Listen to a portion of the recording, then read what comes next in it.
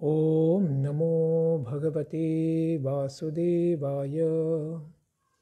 हरे कृष्णा। सब भक्तों का स्वागत है इतवार के दशम स्कंद की लीला में।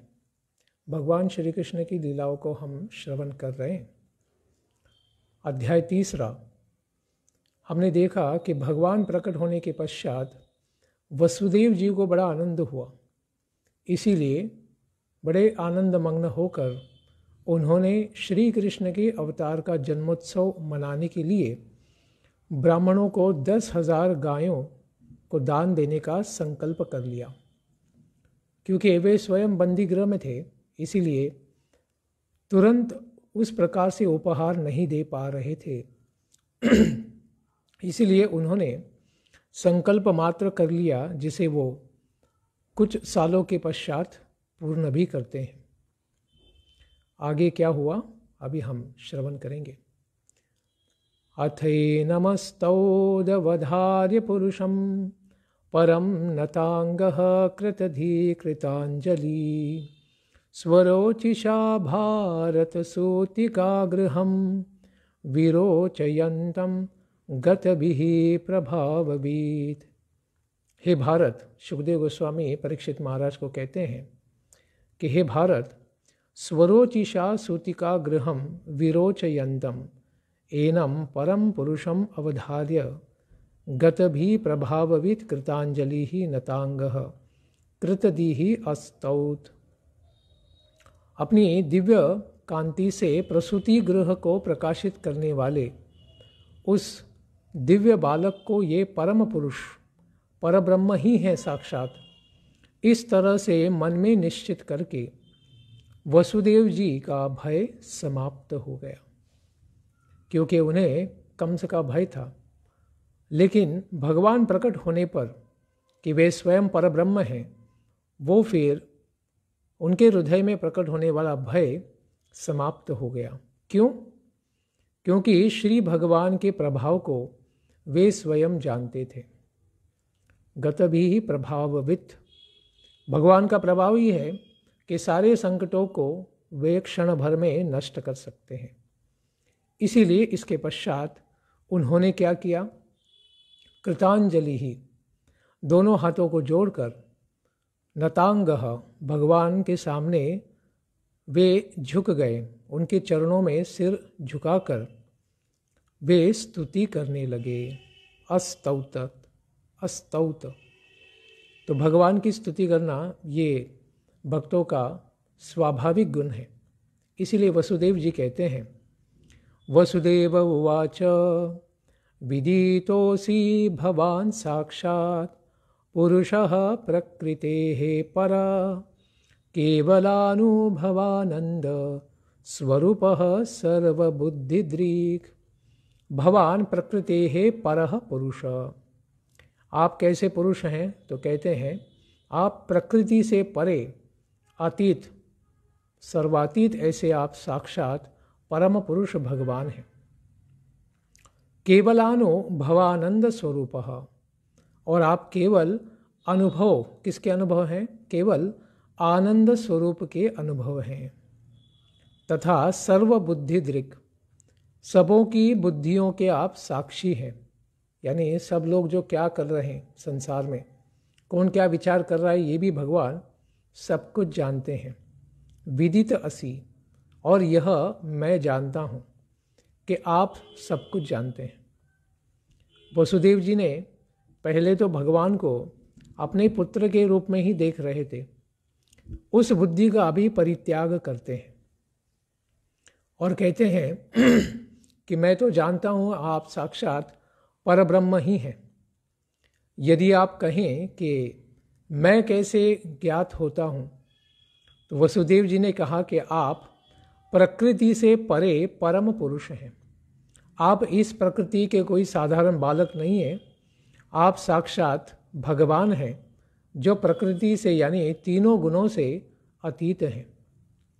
यदि कहें कि इसमें क्या आश्चर्य है, अगर मैं भगवान हूँ, अभी प्रकट हो गया हूँ, तो इसमें क्या आश्चर्य होना चाहिए? तो यही कि आप पुरुष की प्रकृति से भिन्न हैं। आप इस भौतिक संसार में जो प्रकृति भगवान ने इसकी रचना की है, इन तीनों गुणों से परे होने के कारण आप इस प्रकृति से सर्वथा भिन्न हैं। इसलिए उन्होंने कहा कि आप साक्षात परम पुरुष हैं। आप प्रत्यक्ष हो रहे हैं, यानी आप जो दिखते नहीं हैं, अलक्षम सर्वभूतानाम, सब जीवों को तो आप दिखाई देते नहीं, लेकिन अभी आप दर्शन दे रहे प्रत्यक्ष में। यदि कहें कि जो नेत्रों के सन्निकट होता है, जो आंखों के सामने ही है, उसका प्रत्यक्ष होता ही है, वे तो साक्षात प्रत्यक्ष हैं, तो इसमें कौन सा आश्चर्य होना चाहिए। इस पर वसुदेव जी ने कहा कि आप स्वरूप केवल, आपका जो स्वरूप है केवल अनुभव स्वरूप है और आनंद स्वरूप है। आपको अनुभव किया जा सकता है, आपको सर्वथा समझा नहीं जा सकता, लेकिन आप आनंद के स्वरूप हैं तथा आप समस्त बुद्धियों के साक्षी हैं, क्योंकि आप सब लोगों को क्या करते हैं, दर्शन तो देते हैं, लेकिन सबकी बुद्धियों का भी आप दर्शन करते हैं। यानी किसके मन में क्या है, किसकी बुद्धि कैसे कार्य करती है, यह भगवान सर्वथा जानते हैं। अतएव आप इस प्रकार से किसी को नहीं दिखाई देते हैं। अलक्षम सर्वभूतानाम, जैसे कुंती महारानी कहती है कि आप सबको तो दिखते नहीं है, आप जिनको दर्शन देंगे केवल उन्हीं को आप दिखाई देंगे। स एव स्वप्रकृतिद्यं सृष्ट्वाग्रे त्रिगुणात्मकं तदनु त्वं य प्रविष्ट इव भाव्यसे। स एव स्वप्रकृत्या अग्रे इदं त्रिगुणात्मकं सृष्ट्वादम् अनुह्य प्रविष्टः त्वं प्रविष्ट इव भाव्यसे। आगे वसुदेव जी कहते हैं कि वही आप अपनी प्रकृति के द्वारा, स्व प्रकृत्या, स्वयं की प्रकृति शक्ति के द्वारा सृष्टि के प्रारंभ में अग्रे क्या करते हैं, इस त्रिगुणात्मक जगत की सृष्टि करते हैं, और उसके पश्चात आप क्या करते हैं, अनुप्रविष्ट, इसमें प्रविष्ट नहीं होने पर भी त्वम प्रविष्ट इव भाष्य से, इव यानी इसके समान, कि आप तो भौतिक संसार के भौतिक कार्यकलापों में प्रवेश नहीं करते, फिर भी मानो आपने प्रवेश किया ही हो, इस प्रकार से आप प्रतीत होते हैं, भासमान होते हैं। यदि कहें कि देवकी के उदर में प्रविष्ट मेरी इस तरह से बहुस्तुति क्यों करते हैं आप, मैं तो एक बालक हूँ, इस पर वसुदेव जी ने कहा स एव इत्यादि से, कि यह आपका विशेष स्वरूप है। आप देवकी के उदर में प्रविष्ट नहीं हुए, बस लग रहे हैं कि आप मानो उसमें प्रवेश किए हैं, क्योंकि अंडांतरस्थ परमाणु चयांतरस्थम, आप तो अणु, रेणु और ब्रह्मांड में सर्वत्र विद्यमान हैं। आपको उसमें अलग से प्रवेश करने की क्या आवश्यकता है। यदि कहें कि जगत की सृष्टि करके उसके पश्चात उसमें प्रविष्ट हुए मेरी इस तरह बहुत स्तुति या श्रुति क्यों करते हैं, तो इस पर वसुदेव जी ने कहा कि आपने अपनी माया से इस त्रिगुणात्मक विश्व की सृष्टि की है और उसके पश्चात उसमें सृष्टि करके उसमें प्रवेश कर गए हैं। इस पर वसुदेव जी ने कहा कि आप प्रविष्ट नहीं हैं, प्रविष्ट के समान प्रतीत होते हैं। प्रत्यक्ष अथवा सदरूप से प्रतीत के तरह प्रतीत होते हैं, क्योंकि आपका स्वरूप ही आध्यात्मिक है, भौतिक तो है नहीं। इसीलिए आप प्रवेश नहीं करते, लेकिन प्रवेश किए हैं इस प्रकार से दिखते हैं।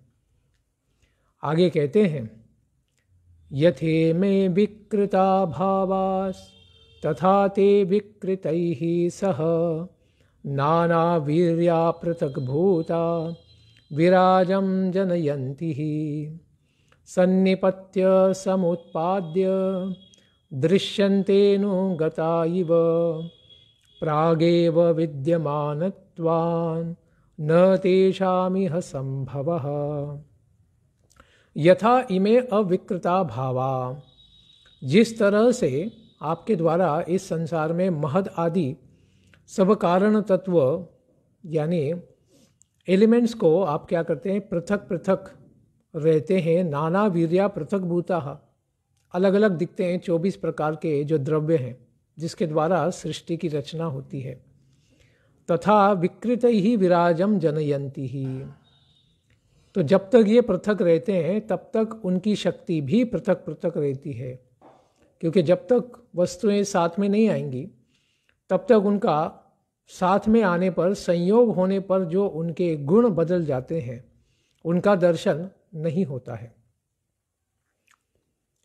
सन्निपत्य समुत्पाद्य अनुगताः इव दृश्यन्ते, जब वे इंद्रिय आदि 16 विकारों से मिलते हैं, क्योंकि फिर अहंकार, सत्व और रज और तमोगुण ये सब मिश्रण होने के पश्चात इंद्रियों की निर्मिति हो जाती है।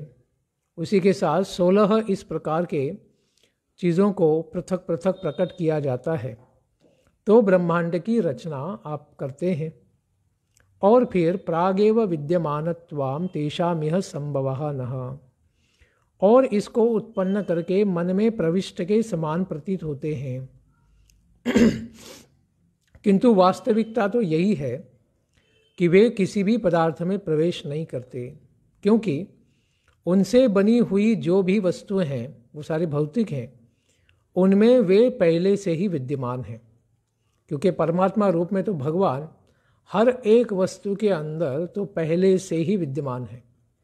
तो सारे जो 24 तत्व हैं इस सृष्टि को जो निर्मिति कराते हैं, उनमें भगवान पहले से ही विराजमान हैं, तो उनमें भगवान को और अलग से प्रवेश करने की आवश्यकता नहीं है।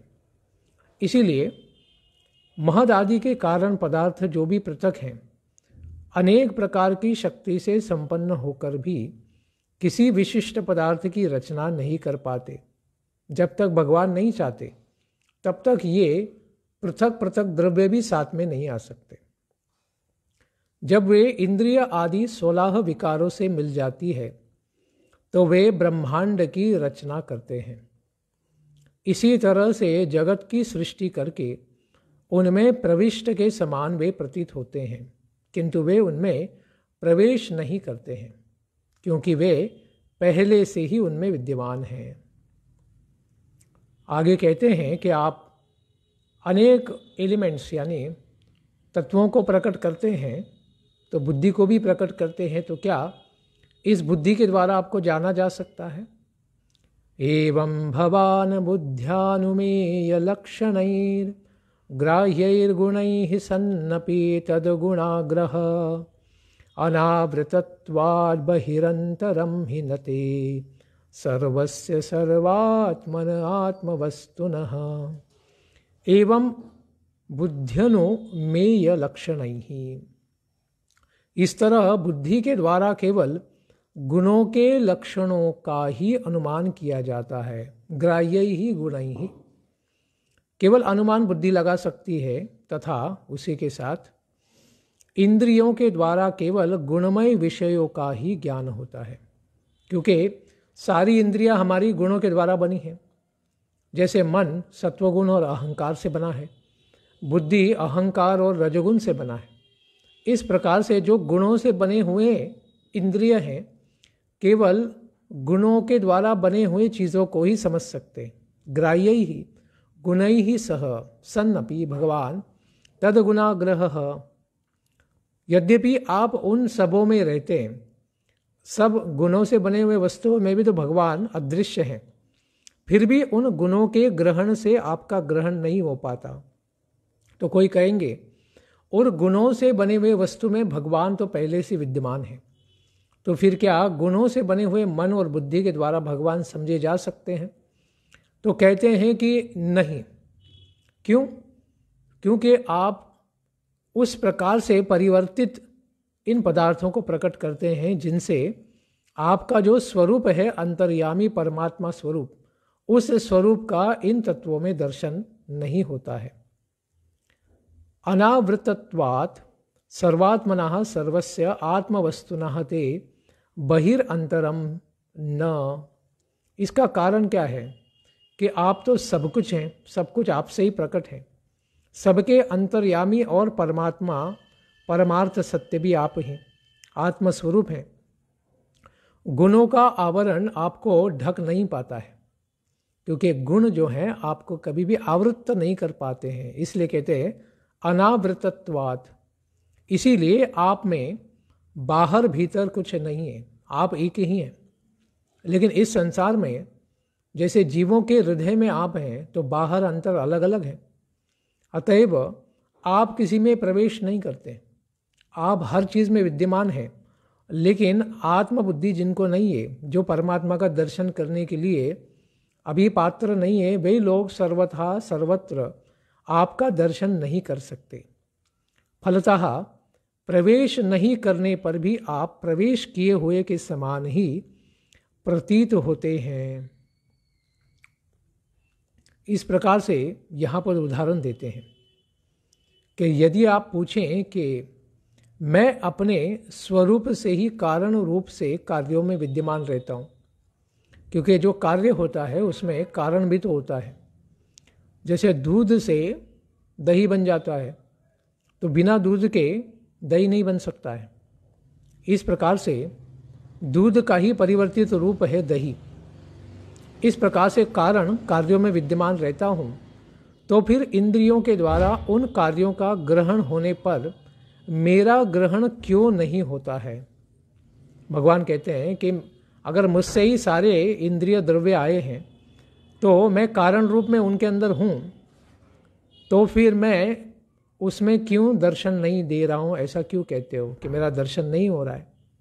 तो इस पर वसुदेव जी कहते हैं कि बुद्ध्यानुमेय लक्षण ही, बुद्धि के द्वारा रूप आदि ज्ञान होने से उन गुणों के द्वारा इंद्रिय ग्राह्य गुणों के साथ वर्तमान उनके गुणों का ग्रहण उन गुणों के साथ नहीं होता है। गुणों में जो बना हुआ मन है या बुद्धि है, इसके द्वारा गुणों के इंद्रिय विषयों को देखा जाता है, लेकिन उनके कारण स्वरूप आध्यात्मिक तत्वों को नहीं दर्शन किया जाता। कहने का अभिप्राय यह है कि सद्भाव मात्र से ही ग्रहण का कारण नहीं है। केवल उत्पत्ति होगी उसकी कि भगवान से ही सब कुछ आता है तो भगवान का दर्शन हो जाएगा, तो ऐसा नहीं होता है। अभी तो उसके ग्रहण में इंद्रियों की शक्ति का भी होना आवश्यक है। जब तक हमारे अंदर आध्यात्मिक दर्शन करने की दृष्टि नहीं है, तो हम भगवान का दर्शन नहीं कर पाएंगे। उस शक्ति का ज्ञान उसके कार्यों को ही देखकर हो सकता है। उन कार्यों को देखकर उस शक्ति की कल्पना की जाती है। कल्पना तो की जाती है, लेकिन दर्शन के लिए अधिकार आवश्यक है।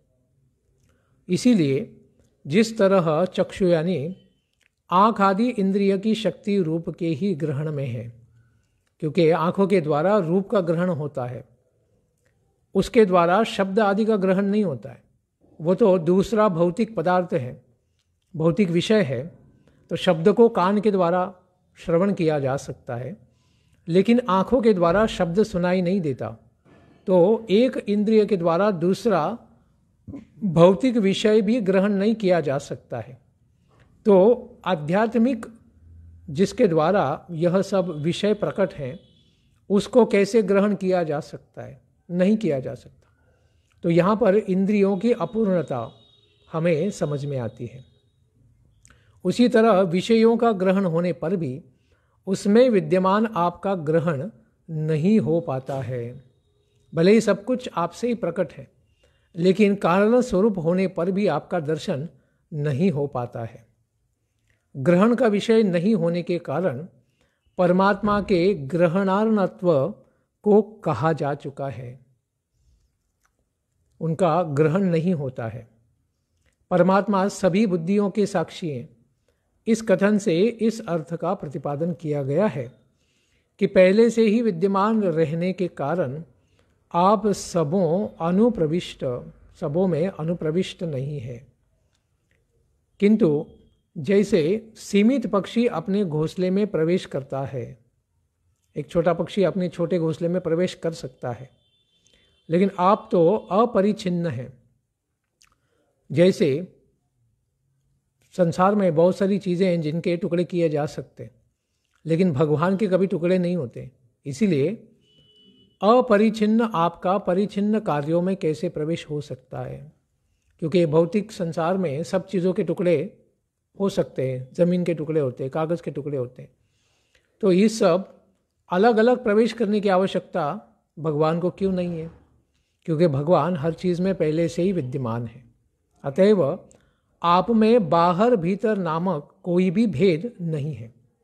इसी बात को वसुदेव जी ने अनावृतत्वाद इस पद से कहा है, क्योंकि इसका कारण बतलाते हुए वसुदेव जी की कहा कि सर्वस्य अर्थात सर्वस्वरूप है।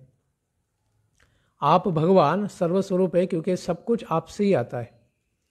सर्वस्वरूप सर्वात्मा का कोई दूसरा आवरण नहीं हो सकता है।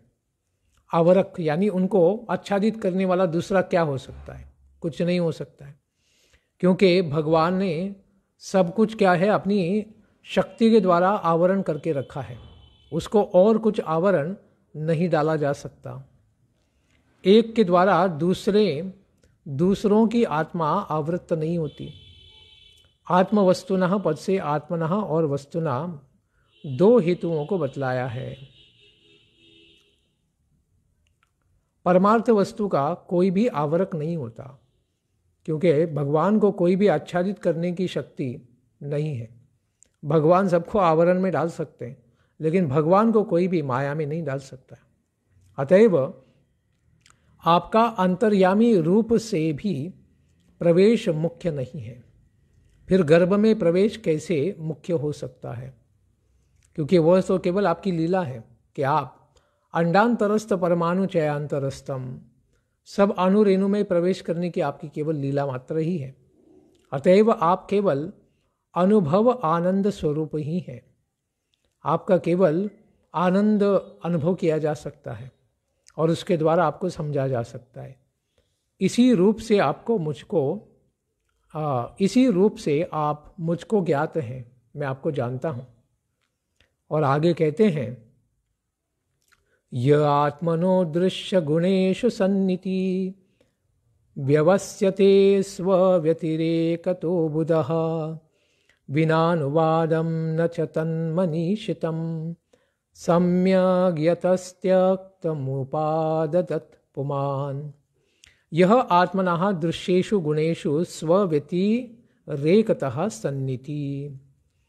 जो मनुष्य अपने दृश्य यानी जिसको देखा जा सकता है, वह देह गेह यानी घर आदि गुणों को अपने से भिन्न जानकर भी सत्य मानता है। वो तो देखता है कि मेरा शरीर अलग है और जो मेरा घर आदि सब चीज़ें जो बनी हैं ये सब मुझसे पृथक हैं, अलग अलग हैं, लेकिन फिर भी इनको सत्य मानता है। सन इति सत इति व्यवस्यते स अबुधः।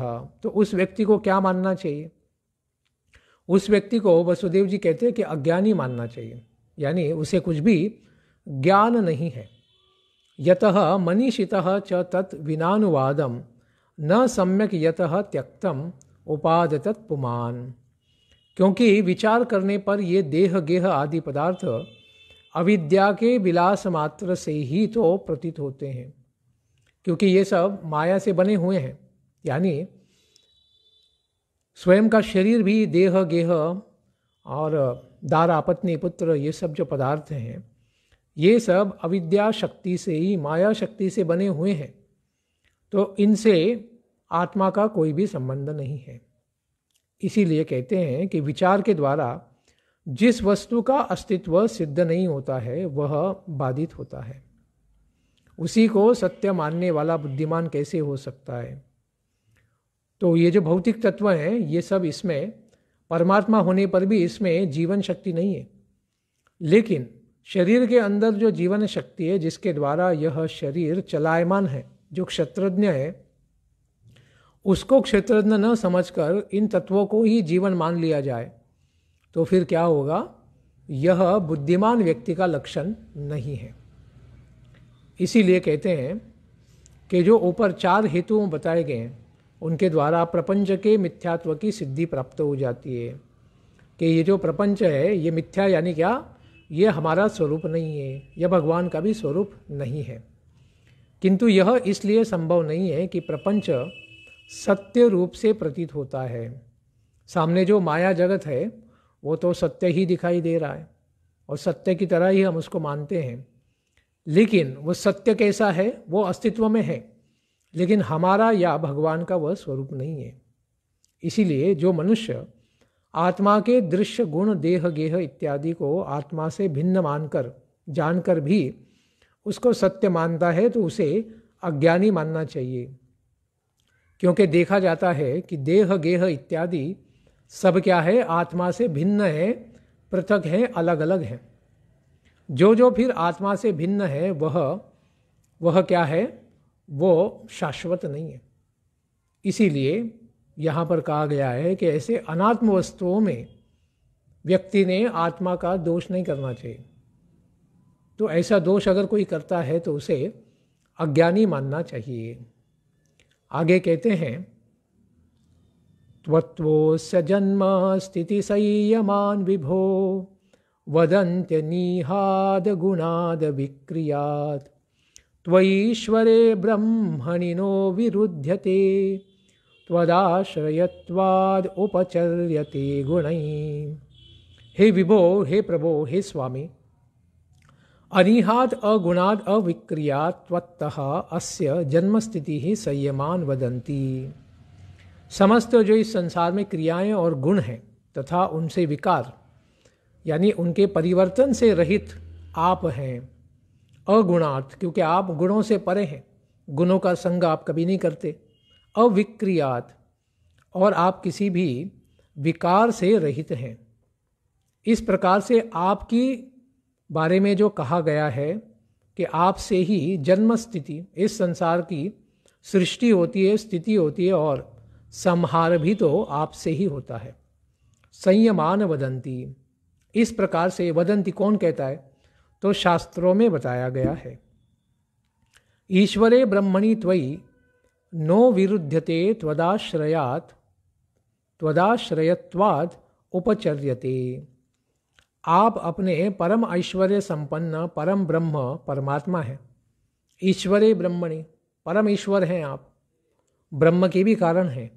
अतएव आपके लिए कुछ भी नो विरुद्धते, आपके लिए कुछ भी असंभव नहीं है।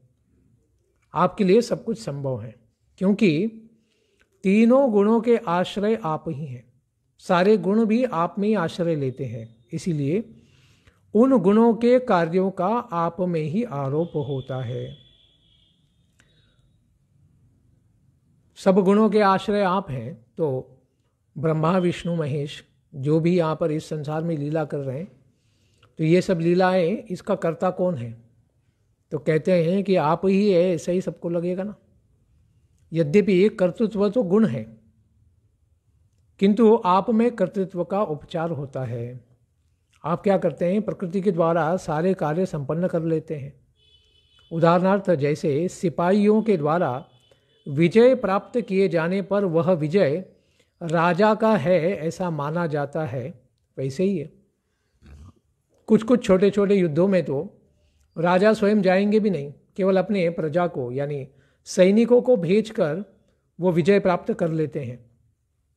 लेकिन यही तो माना जाएगा कि राजा का विजय हुआ है, क्योंकि राजा ही उन सारे सैनिकों का अधिपति है।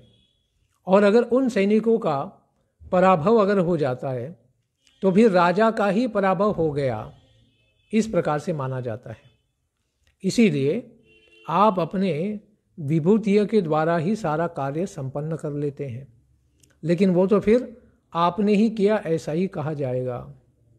इसलिए उनकी दिव्य शक्ति के बारे में, उनका प्रकटीकरण कैसा है, इसके बारे में कहते हैं, सत्वं त्रिलोक स्थितये स्वमायया बिभर्षि शुक्लं खलु वर्णमात्मनः सर्गाय रक्तं रजसोपबृंहितं कृष्णं च वर्णं तमसा जनात्यये सह त्वं स्वमायया त्रिलोक स्थितये आत्मनः खलु शुक्लं वर्णम। आप ही क्या कर रहे हैं, त्वं स्वमायया, अपनी माया से त्रैलोक्य की रक्षा के लिए, यानी तीनों लोगों को क्या करते हैं आप, उसकी स्थिति आदि जो अवस्थाएं हैं इन सबका रक्षण करने के लिए सत्व गुणोपब्रह्मित शुक्ल वर्ण आप क्या करते हैं, अनेक अनेक क्या करते हैं, रूपों को धारण करते हैं, शुक्ल, रक्त, पीत, इस प्रकार से। तो कभी कभी भगवान हंस रूप से आते हैं तो वह भी शुक्ल रूप माना गया है। सर्गाय और सृष्टि की उत्पत्ति करने के लिए रजसोपब्रह्मितम रक्तम, तो सृष्टि की रचना करने के लिए भी रजोगुण से विशिष्ट रक्तवर्ण धारण करके भी प्रकट होते हैं। जनात्यये तमसाच कृष्णम वर्णम बिभर्षि, और तमोगुण के द्वारा इस जगत का संहार करने के लिए आप क्या करते हैं, शिवजी जैसा भी रूप आप धारण करते हैं जो गुणावतार हैं। तमोगुण के अधिष्ठात्री देवता के रूप में आप प्रकट होते हैं और उसके द्वारा संसार के नाश का भी कारण बनते हैं। तो तीनों जो गुणावतार हैं वे सब भी तो आपसे ही प्रकट हैं। इसीलिए सारे कार्य, सृष्टि की निर्मिति, उसकी स्थिति और प्रलय, तीनों में आप विद्यमान हैं। आगे कहते हैं, त्वमस्य लोकस्य विभोरिरक्षिषुर् गृहेऽवतीर्णोऽसि ममाखिलेश्वर राजन्यसज्ञासुरकोटियुथपैर्निर्व्यूह्यमाना निहनिष्यसे चमु। हे विभो, हे प्रभो, हे स्वामी, एवं त्वमस्य रिऋक्षिषुः मम गृहे अवतीर्णोऽसि। आप इस जगत की रक्षा करने के लिए ही, यानी सत्वगुणी प्रधान आपका रूप है विष्णु रूप, शंख चक्र गदा पद्मधारी आप इस प्रकार से हमारे गृह के अंदर, मम, मेरे गृह के अंदर अवतीर्णोसी, आप अवतीर्ण हुए, प्रकट हुए हैं। हे अखिलेश्वर, सारे संसार के ब्रह्मांड के स्वामी, सबके ईश्वर, राजन्य संज्ञा सुरकोटि युथपई ही, आजकल करोड़ों जो असुर सेनापतियों ने राजाओं का रूप धारण किया है। राजन्य संज्ञा, संज्ञा यानी नाम, सबने राजा का नाम धारण करके रखा है, जिस प्रकार से कंस मामा। तो इस प्रकार से इन्होंने राजा का, सर्व सेनापतियों का नाम तो स्वीकार कर लिया है, लेकिन निर्व्यूह्यमाना चमुहु निहनिष्य से, बड़ी बड़ी सेनाओं को बना रखा है इन लोगों ने, और जिसके द्वारा सारे संसार को छल रहे हैं, पीड़ा दे रहे हैं, शोषण कर रहे हैं। मैं यह भी जानता हूं कि आप उन सबों का संहार करेंगे। निहनिष्य से, चमू यानी सेना, तो इनकी सारी सेना के सहित इनका नाश आप अवश्य करेंगे, क्योंकि आप संसार के पालन के लिए आए हैं, तो इसमें संहार भी आप करेंगे, और यही मेरा विश्वास है।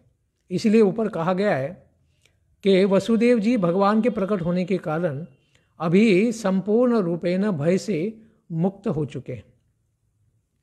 अयम त्वसभ्यस्तव जन्मनो गृहे श्रुत्वाग्रजांस्ते न्यवधीत सुरेश्वर सतेवतारं पुरुषै समर्पितं श्रुत्वाधुनैवाभिरसत्युदायुधः।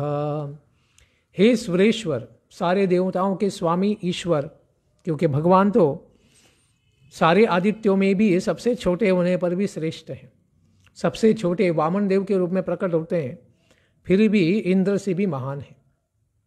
सब देवताओं के स्वामी ईश्वर, अयम तु असभ्यः सुरेश्वरः असुरेश्वरः तव जन्मनौ गृहे श्रुत्वा ते अग्रजान्यवधीत।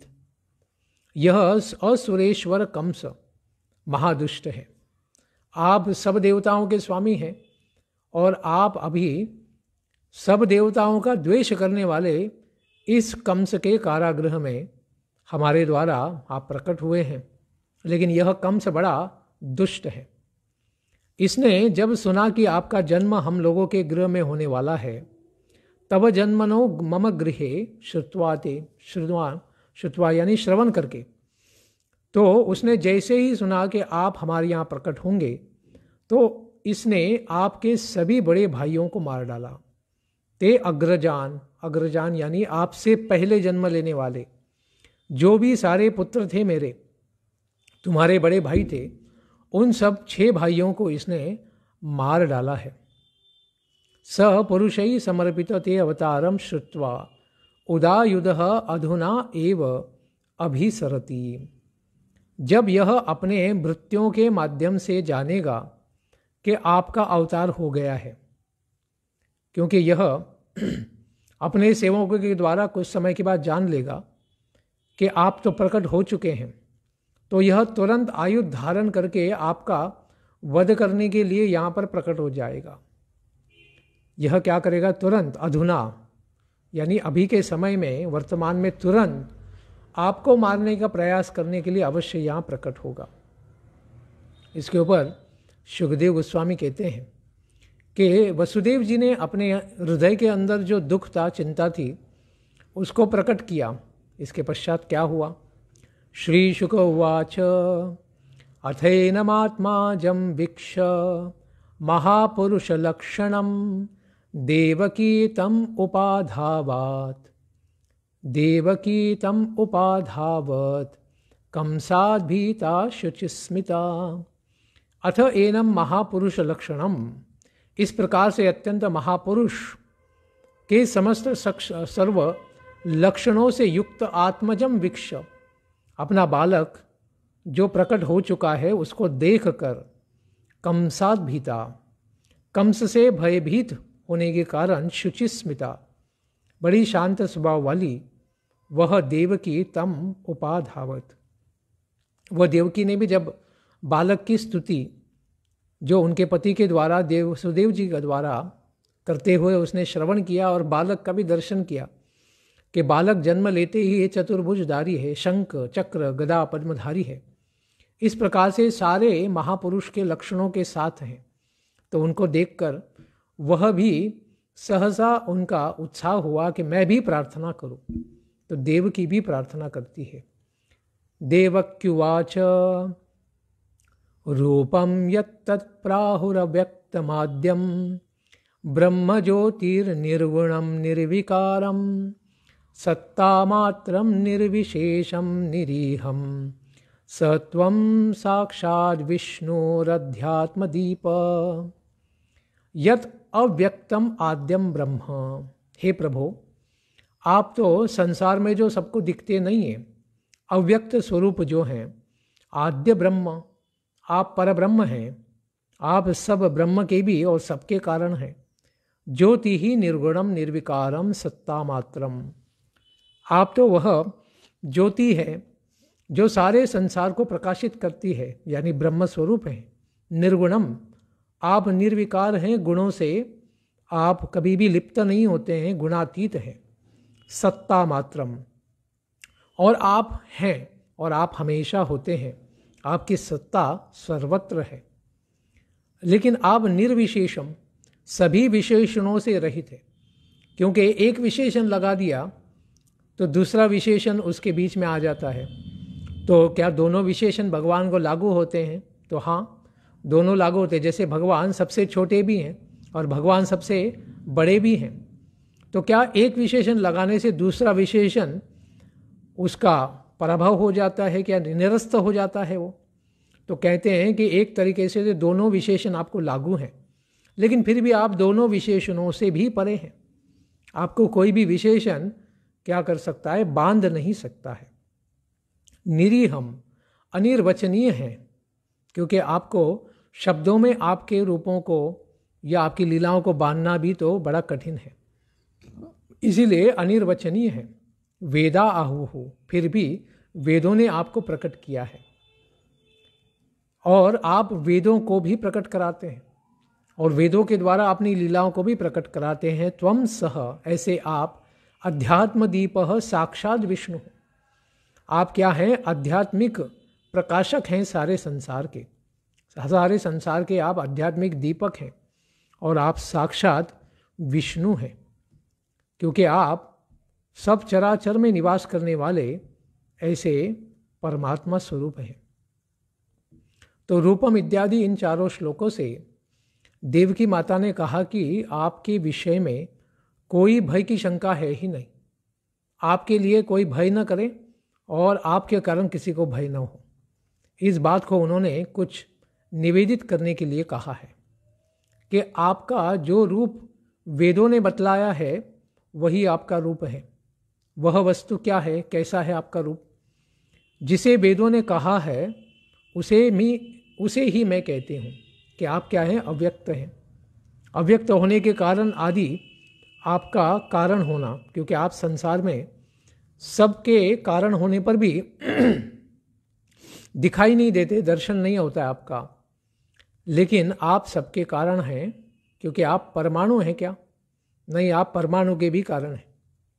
इस पर वे कहती हैं कि महत्त्व आदि जो गुण हैं, संपन्न हैं, इनसे भी परे हैं आप। सारी प्रकृति के परे हैं, प्रकृति के कारण हैं। तो इसीलिए आप केवल ये भौतिक तत्व नहीं है, इन भौतिक तत्वों के भी परे जो ज्योति स्वरूप चेतन आत्मा परमात्मा आप हैं। क्या ज्ञान के रूप में परिणत होने वाले हैं आप? तो ऐसी भी बात नहीं है, वह निर्विकार है, उसमें कोई भी विकार नहीं होता है। क्या पुष्कर आदि के समान शक्ति विक्षेप का परिणाम वाला वह है? तो ऐसी भी बात नहीं है, वह सत्ता मात्र है। तो फिर क्या वह जाति रूप है, कोई विशेष है? नहीं, तो वो निर्विशेष है, क्योंकि भगवान को किसी भी भगवान के भौतिक संसार की वस्तु के साथ उनका तादात्म्य नहीं किया जा सकता है। केवल उसका क्या है, अनुमान लगाया जाता है। जैसे भगवान के चरण कमल के समान बड़े सुंदर हैं, कोमल है, तो यह उपमा या विशेषण दिया गया, लेकिन उससे भी परे हैं भगवान, क्योंकि भगवान के चरण कमल तो कमल से भी ज़्यादा कोमल हैं और सुंदर हैं। इस प्रकार से भगवान सारे संसार के आदि कारण हैं। इसीलिए भगवान की आयु कितनी है वो तो कोई समझ नहीं सकता है, लेकिन संसार की आयु से भगवान की महानता को देवकी माता बताती हैं। नष्टे लोके द्विपरार्धवसाने महाभूतेष्वादिभूतं गतेषु व्यक्ते व्यक्त्यं कालवेगेन याते भवानेकः शिष्यते शेषसज्ञः।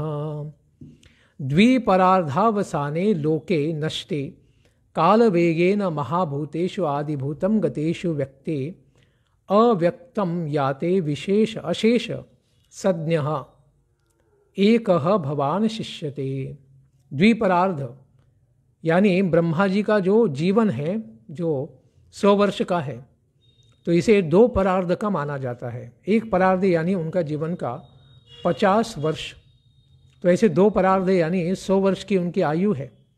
तो ऐसे आयु की समाप्ति होने जाने पर लोके नष्टे क्या होता है, फिर सारे संसार का नाश हो जाता है, संसार विनष्ट हो जाता है।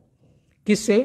काल वेगेन, काल के प्रभाव से, काल के वेग से, महाभूतेषु आदिभूतम, पंच महाभूत जो है, पृथ्वी, जल, अग्नि, वायु और आकाश, जब अहंकार से मिल जाते हैं तब फिर क्या होता है, व्यक्ते अव्यक्तम याते, महत्तत्व से अहंकार मिल जाने से और महत्तत्व से प्रकृति में लीन हो जाते हैं। उस समय अशेष सज्ञक एकमात्र आप ही रह जाते हैं। अशेष सज्ञः एकः भवान, भवान यानी आप, केवल आप ही रह जाते हैं। जब सारी सृष्टि का नाश हो जाता है, सारी चीज़ें महत्त्व में मिल जाती हैं, तो किसी भी पदार्थ का दर्शन नहीं होता है, तो उस समय में भी केवल आप ही बच जाते हैं। तो यही पता चलता है कि सृष्टि के आदि में भी केवल आप हैं और सृष्टि के अंत में भी केवल आप ही हैं। तो इसीलिए सृष्टि के आदि कारण भी आप ही हैं और अंतिम अवशिष्ट बचने वाले भी आप ही हैं। तो आपको मैं नमस्कार करती हूँ। इसलिए भगवान को क्यों नमस्कार किया जा रहा है, तो दूसरा कारण यहाँ पर देवकी माता बताती हैं। योऽयं कालस्तस्य ते अव्यक्त बंधो चेष्टामाहुश्चेष्टते येन विश्वं निमेषादिवत्सरान्ते निमेषादिर्वत्सरान्तो महीयांस्तं त्वेषानं क्षेम धाम प्रपद्ये। हे अव्यक्त बंधो योयम निमेषादि वत्सरान्तः महीयान कालः येन विश्वं चेष्टते तस्य ते चेष्टाम आहुः तम क्षेमधाम ईशानम त्वाम प्रपद्ये। हे प्रकृति के एकमात्र प्रवर्तक प्रभो, हे स्वामी, आप काल शक्ति को भी चलायमान करते हैं, उस काल शक्ति के द्वारा प्रकृति को चलायमान करते हैं, उस प्रकृति के द्वारा जीवों को प्रकट कराते हैं और जीवों के द्वारा अनेक यहाँ पर कार्यों को प्रकट करते हैं। लेकिन इस पूरी प्रकृति को आप प्रकट करने वाले, सबका संचलन करने वाले, निमेष से लेकर वर्षरांत, वत्सरांत यानी वर्ष पर्यंत जिसका विभाग है, निमेष यानी 1 सेकेंड का 11वां 12वां छोटा हिस्सा, इससे लेकर 1 वर्ष पर्यंत जो काल गणना है, महीयान कालः येन विश्वम चेष्टते, जिसके द्वारा संपूर्ण जगत की चेष्टाएं चलती है। साल भर हम सारे ग्रह गोलों को यहाँ वहाँ घूमते हुए देखते हैं। वह काल निस्सीम है, वह काल किसी के भी प्रभाव में आता नहीं, वो सबको प्रभावित करता है। उस काल को वेदों ने आपकी लीला बतलाया है। तस्य ते चेष्टाम, वह किसकी चेष्टा है? लीला है, आपकी ही लीला है। आहुतम क्षेमधाम ईशानम त्वाम प्रपद्ये, इसलिए आप जो सर्वशक्तिमान हैं, काल शक्ति को भी संसार को भी संचालित करने वाले हैं, सबका कल्याण के एकमात्र आश्रय हैं। क्षेम धाम, क्षेम यानी कल्याण, धाम यानी आश्रय, तो सबका कल्याण करने का आश्रय केवल आप ही हैं। इसलिए त्वाम प्रपद्ये, हम आपको शरणागत हैं, हम आपके चरणों पर आश्रय चाहते हैं। इस प्रकार से देव की माता प्रार्थना करती है, क्योंकि संसार में तो हर एक जीव क्या है? मरते हैं, मरने वाला है। इसीलिए उसे क्या करना चाहिए? आगे कहते हैं, मर्त्यो मृत्युव्याल भीत पलायम लोकान् सर्वात्रिन निर्भयं नाद्य गच्छत् त्वत्पादब्जं प्राप्य यदृच्छयाद्य स्वस्थ शेते मृत्युरस्मादपैति। हे आद्य, यानी संसार के आदि पहले मूल कारण आप ही हैं, तो हे आद्य, मृत्यु व्यालभीतः मर्त्यः सर्वान् लोकान् पालयन् निर्मयम न अध्यगच्छत्। जगत के कारण हैं आप, और सारे संसार के आप क्या हैं? मृत्यु रूपी सर्प भी हैं, जिसके द्वारा सब चीज़ को नाश कर दिया जाता है। उससे सब लोग भयभीत हैं, क्योंकि सब लोग, सर्वान लोकान, सारे लोक भी और सारे इसमें रहने वाले समस्त जो जीव हैं, उन सबों का पालन करता हुआ भी मैं, जैसे ब्रह्मा जी जैसा भी कोई व्यक्ति हो जो सारे संसार को पालन करता है, लेकिन फिर भी वो निर्भय नहीं हो सकता। क्यों? क्योंकि काल शक्ति के द्वारा उसका भी तो नाश कर दिया जाता है। ब्रह्मा जी का भी मृत्यु होता है 100 वर्ष के बाद। इसीलिए यदृच्छया, सौभाग्यवशात आपकी बड़ी कृपा से, त्वत्पादाब्जम, आपके दिव्य चरण कमलों की छाया को प्राप्त करके, प्राप्य अद्य स्वस्थः शेते, जब हम आपके चरणों के आश्रय को दिव्यता से प्राप्त करते हैं, तभी हम स्वस्थ होकर सो सकते हैं। अन्यथा हम यहाँ डर के मारे तो सो भी नहीं पाएंगे। क्यों? क्योंकि मृत्यु हर एक को दबोच रहा है। अस्माद मृत्यु दूरम अपैति, मृत्यु उससे दूर भाग जाता है, क्योंकि जिसके ऊपर आपका कारुण्य कटाक्ष हो गया है, आपके चरणों का आश्रय जिसको प्राप्त हो गया है, केवल उसी को इस संसार में अभी कोई भय नहीं है। लेकिन जो भी व्यक्ति इस संसार में आपके चरणों का आश्रय नहीं लेगा, वो हमेशा ही भयभीत होगा। इसलिए आवश्यकता है कि हम हमेशा भगवान के चरणों का ही आश्रय लें। इसलिए देव की माता कहती है कि मैं भी आपके ही चरणों का आश्रय लेती हूँ। क्यों? क्योंकि आप सबके भय का नाश करने वाले इसी को बताती हैं। सत्वं घोरादुग्रसेनात्मजान अस्त्राहित्रस्तान् भृत्य वित्रासहासी रूपं चेदं पौरुषं ध्यानधिष्ण्यं प्रत्यक्षं मां सदृशां कृशिष्टः स्वतं भृत्य वित्रासः असि घोराद उग्रसेनात्मजात त्रस्तान नह त्राही। आप भयों के भक्तों के भय को विनष्ट करने वाले हैं। भृत्य यानी जो आपके सेवक हैं, दास हैं, भक्त हैं, उनके त्रास को आप सहते नहीं हैं, उनके त्रास को, दुख को आप नष्ट कर देते हैं। इस प्रकार से असी घोरात, जो अत्यंत उग्रसेन का पुत्र है, उग्रसेन आत्मजात, ऐसे कंस मामा से भयभीत बने हुए हम सब लोग क्या करें? आप सब को त्रस्तान नह त्राही, त्राही त्राही यानी सबको आप रक्षा करें, सबको बचाइए। आपके मामा हैं, हमारे तो भाई हैं, लेकिन ऐसे उग्रसेन से प्रकट होने पर भी स्वयं ही उग्र बन के बैठा है। ऐसे दुष्ट कंस से हम बड़े त्रस्त हैं, तो आप क्या करें? हम सबकी रक्षा करें।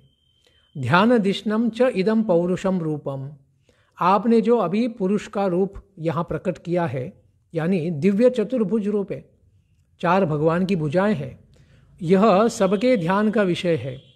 मांस दृशाम प्रत्यक्षम माम कृशिष्टः, मांसमय शरीर को ही अपनी आत्मा मानने वाले हम सब देहाभिमानी हैं, क्योंकि हम क्या है? अज्ञानी हैं। हम स्वयं को शरीर मानते हैं, तो आपको भी देख रहे हैं, तो आपको भी एक भौतिक शरीर के रूप में ही देख रहे हैं, क्योंकि हम क्या है? अज्ञानी हैं। सबको शरीर मानते हैं, स्वयं को भी और दूसरों को भी। इनको आपने इस दिव्य रूप का प्रत्यक्षम हमारे सामने ही, आंखों के सामने आपने इतना अद्भुत दर्शन कराया है। तो इस प्रकार से आपने यह दिव्य रूप दर्शन हमको कराया है, लेकिन कंस मामा को मत कराइए क्योंकि उस प्रकार से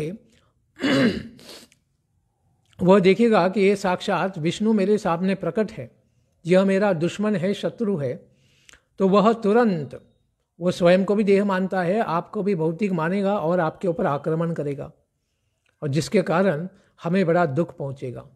इसीलिए आप क्या करें कि मांस दृशाम, जो मांस का ही दर्शन करने वाले हैं, मांस चक्षुषाम, यानी जो मांस के चक्षु के द्वारा ही दर्शन करते हैं या केवल दूसरों के मांस का ही दर्शन करते हैं, उनके सामने प्रत्यक्षम, सामने एकदम आप जैसे आप प्रकट हैं, माँ कृतः, कृपया आप देहाभिमानियों के नेत्र का विषय न बनाइए, यानी आप कंस को दर्शन मत दीजिए। अगर दर्शन देंगे तो वो बड़ा उत्पात मचाएगा। इस प्रकार से बड़े प्रेम से देव की माता अपने ही पुत्र लेकिन विष्णु रूप में प्रकट ऐसे भगवान श्री कृष्ण को प्रार्थनाएं अर्पित करती हैं। तो ये भक्त का विशेष भाव है जो देव की माता प्रकट करा रही हैं, लेकिन यह भाव एक ऐश्वर्य भक्त का है। इसीलिए भगवान के ऐश्वर्य रूप को वे अपने शत्रुओं के सामने प्रकट न कराए, इसकी वे प्रार्थना करते हैं। इन्हीं प्रार्थनाओं को और हम आगे श्रवण करेंगे आने वाले इतवार के सत्र में ठीक 11 बजे। धन्यवाद। हरे कृष्णा। देव की माता की जय। श्री कृष्ण जन्म लीला की जय। दशम स्कंद की जय। ग्रंथराज श्रीमद् भागवतम की जय। निताय गौर प्रेमानंदे। हरि हरि बोल।